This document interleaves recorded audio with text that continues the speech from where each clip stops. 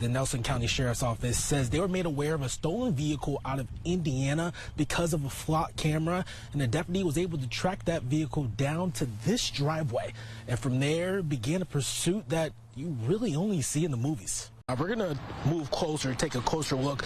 I want you guys to pay close attention to this main window right here with the tree limb falling right across the middle of it. That is the living room where this family was sitting. In order to keep the roads safe for commuters during snow and freezing weather, Public Metro Works uses salt like this that can be found all across the city, including here in this giant dome that holds more than 7,000 tons of salt. Yeah, John, Myra, these car parts, along with the many others behind me, as well as the debris left from the 3 homes damaged on Wilson Avenue yesterday morning, are what's left of that tragic accident. But people here say that this isn't the first time a car has crashed into the home, and they are tired of it happening. Well, if you follow me, we can continue to see the damage as this building straight ahead has seized some wind damage and destroyed roof. And further away towards that building, you can see a car that's flipped over on top of the roof. Right now, we're going to take you over to Andrew Stark from Trumbull County EMA. So you guys found the cash right over here on the ground. Right. And then from there, you guys followed the trail back into this wooded area? Back into this wooded area. What I hear is that he had some sort of backup ride or something. Yeah, well, John, restaurants and bars in Indiana like Harry's Tap House and Kitchen have lost customers to businesses across the river because they just aren't allowed to have a happy hour. But now they're excited for the possibility of it being 5 o'clock anywhere. It really is. It's actually right behind me. You guys can see him. He's been flying over this whole area probably about the last 2 minutes or so. He has the attention of everybody. Everybody's eyes are going to be on the total eclipse at 3:06, but right now, they're on this guy in the sky. Cold weather is on the way, and with it comes icy and freezing conditions. But Louisville Metro and their partners say they're prepared for whatever is in store. Well, guys, on July 10th, Onyx Sand's life changed forever when a bullet pierced her spine, leaving her confined to a wheelchair with the possibility of never being able to walk again, all because of a road rage incident.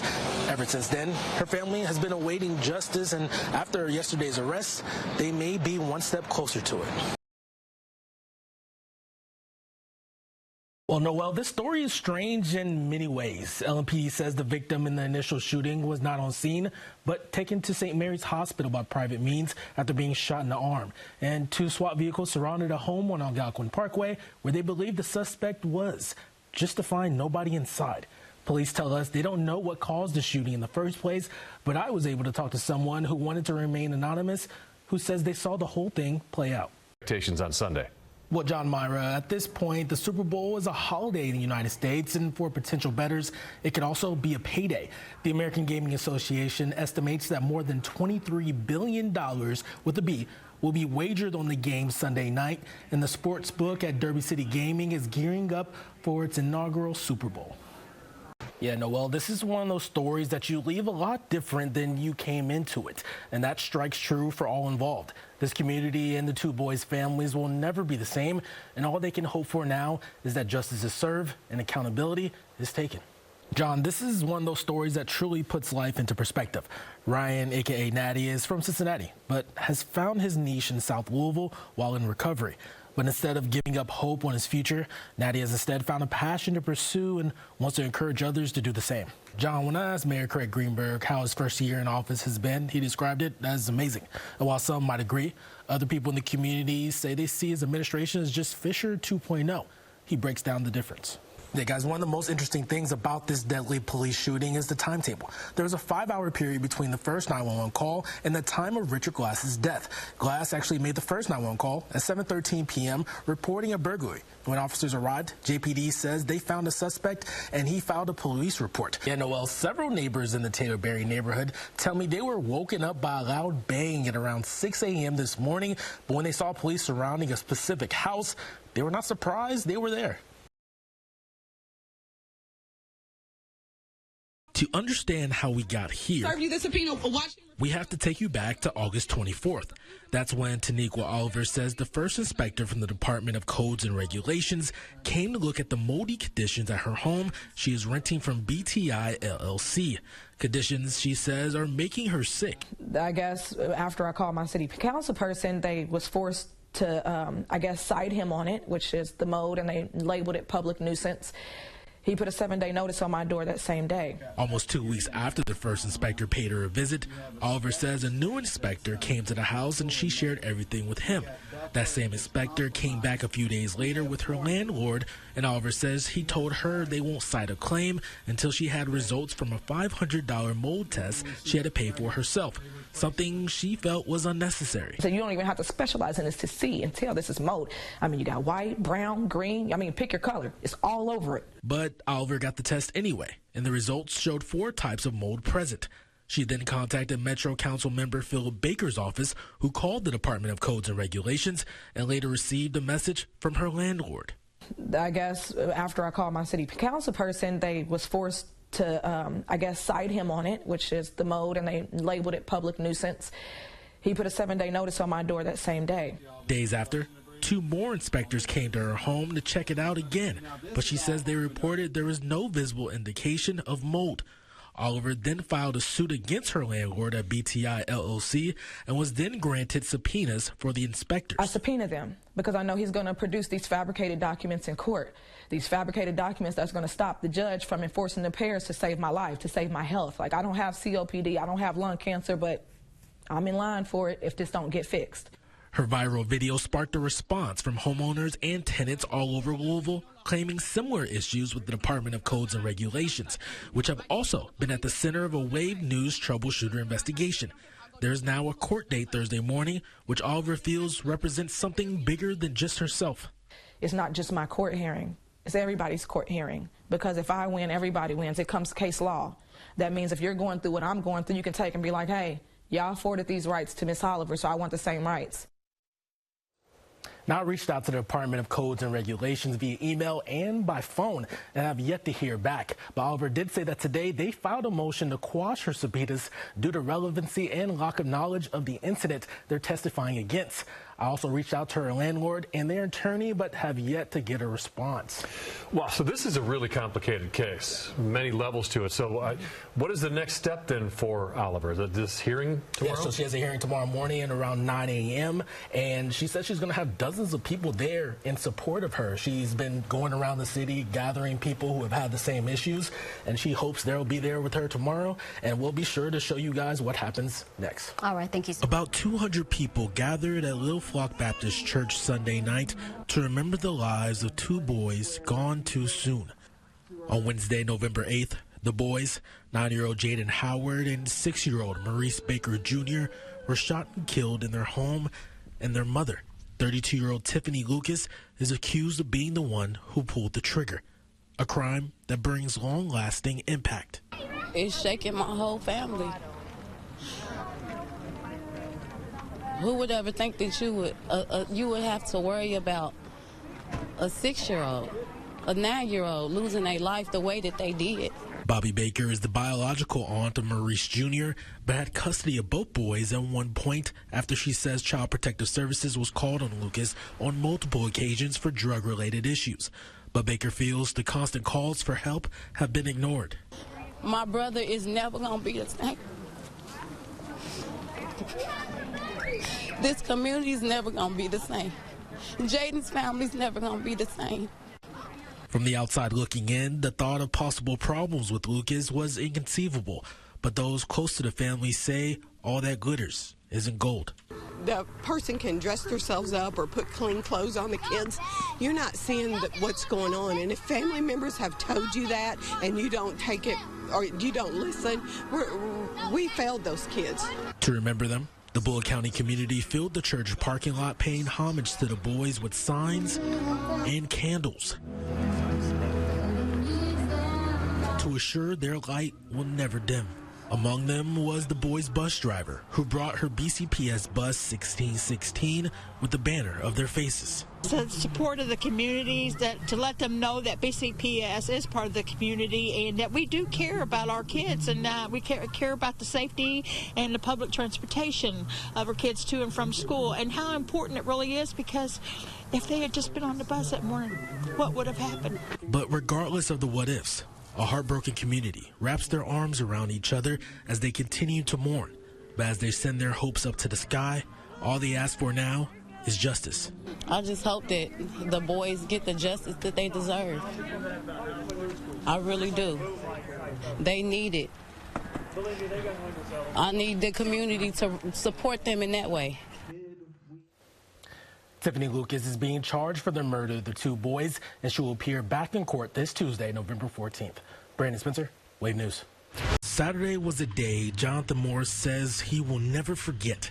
Fresh off a Friday win with his team, the Linden Bananas, he noticed he had several missed calls from one of his assistants, Trey Luxemberger. When he called him back, he heard news that he couldn't believe. I said, so what's going on? And he said, bro, I'm not joking. My baby boy's gone. He's gone. I'm never going to get to see him again. He's gone. Moore, devastated by the news, told his family and then called each one of his players' parents to tell them Jake Luxemberger died in a car accident during a police pursuit. News that hit each member as if they lost one of their own. A tough pill to swallow for anyone, but especially for grade school kids. Now, the team is tasked with a game Friday that not many of them want to play, but Jake's family says their competitive son wouldn't want it any other way. Okay, if we're going to play, and the boys are going to just be grieving and go out there and play a game, but it was the game that he loved, the game they loved together. I told him, I said, if we're going to play, we're going to make this the best event we can possibly do to honor Jake. So Friday at 6 p.m. on Field 6 at the Linden Recreation Association, Moore invites any and everyone to join the team for a moment of silence, prayer, and a special unveiling in center field where Jake was always positioned, giving those who loved him a chance to make sure his name lasts forever, the way he always wanted. Come out Friday night and support Jake and his family and his teammates, because that's what he would want. I liked it. I really liked going through the hallways to test it out. Yeah. And I wanted to do it again, and then I got to. Being in a wheelchair is the new reality for Onyx. A 6-year-old that just wants to dance and play now finds comfort in doing donuts in her wheelchair. But when she's not learning new things, she's stuck with the memories of July 10th. Say I remember getting carried into the hospital. What happened before that? So when you guys were leaving the park, what did you do?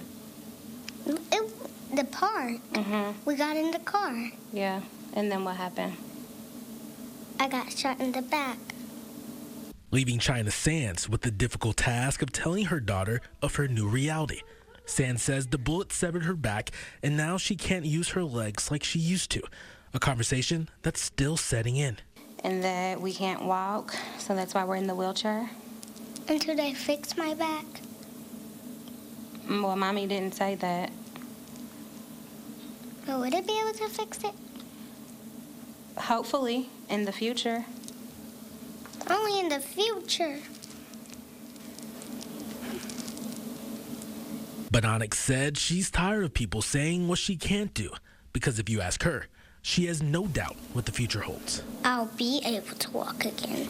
Yeah. I know I will. That's right. I believe that I'll be able to walk again. That mindset is what Sands says keeps her going. She says it scares her that those responsible know who and where they are, but she does not. Questioning if each motorcyclist she sees is the person that shot her baby. Emotions she says she's tired of feeling. They want me to be patient, be patient, be patient, but I am out of patience. I would like to see justice for an innocent 6-year-old who was minding her own business, as she said, in a car when she was shot in the back. I would like to see the people that are responsible behind bars. Police did arrest Jonathan Rivera shortly after the shooting, but he wasn't charged for anything related to Onyx. And while those responsible are out free, small things like getting into a car are now triggers of trauma. Because I got shot in the back and I'm a little bit scared to get in the car. Brings back the memories. A hard pill to swallow for a mother that loves to travel everywhere with their daughter. As her mom, I'm used to being her superhero. I fix all of her problems, and that's something that I can't fix. But despite the setbacks and the trauma, this 6-year-old full of life is excited to keep pushing forward because she says, I'm Onyx Strong. Onyx Strong.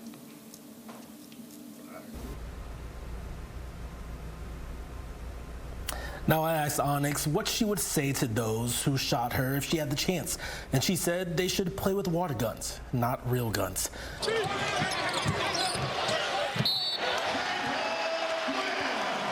U of L is historically known as a basketball powerhouse. And if you take a look at their 2023-2024 team, about 85% of the team is black, a percentage that was at zero a little more than 60 years ago. But in 1962, Wade Houston, Eddie Whitehead, and Sam Smith became the first black basketball players to don the Cardinals uniform. Smith sadly passed in 2022, but Whitehead and Houston talk about the feat they say they weren't really prepared for. We got ourselves into a situation that, we just prayed that we were prepared for, but we didn't know the depth of it. We didn't know how much we would have to deal with the strife and the challenges presented by breaking the color barrier. But the three did it together, a luxury that not all black men breaking a color barrier had, as carrying the weight of a race could be unbearable for just one person. But I don't think it would have turned out very good because you're isolated. When you got one person like that, you're isolated. Your coach is a resource, but still, it's not like having two other guys or three guys together that we can share our troubles with and just share how we could get along and do things the right way. And while U of L itself had only been integrated 12 years prior, the three called campus their safe haven.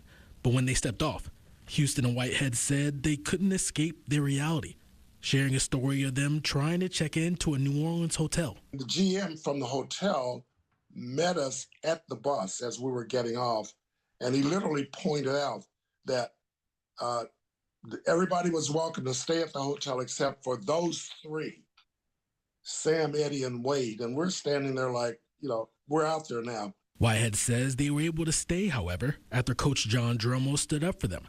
But soon enough, they would have to face major challenges head on. In my third or fourth game, I was standing on the foul line. This guy from one of the junior college teams that we were playing as our freshman team just punched me, and for no reason.